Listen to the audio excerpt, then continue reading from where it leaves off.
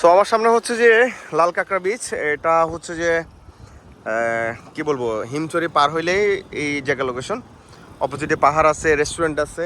ঠিক এই পারে লাল কাঁকড়া বিচটা চিনবেন কিভাবে, এখানে একটা কাঠের ব্রিজ আছে, ওটা বললেই মানে ওটা দেখলে আপনারা মনে করবেন যে এটা লাল কাঁকড়া বিচ। আর যে কোনো অটোওয়ালা সিনজেলাকে বললে নিয়ে আসবে। সো লাল কাঁকড়া বিচে বেসিক্যালি আসলে লাল কাঁকড়া খুব একটা বেশি দেখা যায় না। এটা হচ্ছে যে একদম অফসাইডগুলোতে যেতে হয়, যেখানে মানুষজন থাকে না। কাঁকড়া আসলে প্রাকৃতিক জিনিস, মানে প্রাকৃতিকভাবে ওরা বের হয়। তো যেখানে মানুষের আনাগোনা বেশি থাকে সেখানে কাঁকড়া বের হয় না। আপনি এমন মনে করি না যে না লাল কাঁকড়া বিচে আসলে মনে হয় লাল কাঁকড়া অনেক দেখা যাবে, এটা আসলে ভুল ধারণা। বাট বিচটা হচ্ছে সুন্দর। এ পাশে হচ্ছে যে ঝাবনের, আর এই পাশে হচ্ছে যে সমুদ্র। মানে সমুদ্রটা একদম মানুষজন কম থাকে, নিট অ্যান্ড ক্লিন, একদম পরিষ্কার। মানে খুব সুন্দর ছবি তুলতে পারবেন, প্রিয়জনদের সাথে খুব ভালো একটা সময় কাটাতে পারবেন। কি বলবো, বাচ্চা কাচ্চা নিয়ে আসলে মানে খুব একটা প্যারা খাবেন না। এর হাট তো খুব ভালো লাগে, একদম মাটিগুলো একদম প্লেন হয়েছে, কোনো বালি নেই, কাদা নাই।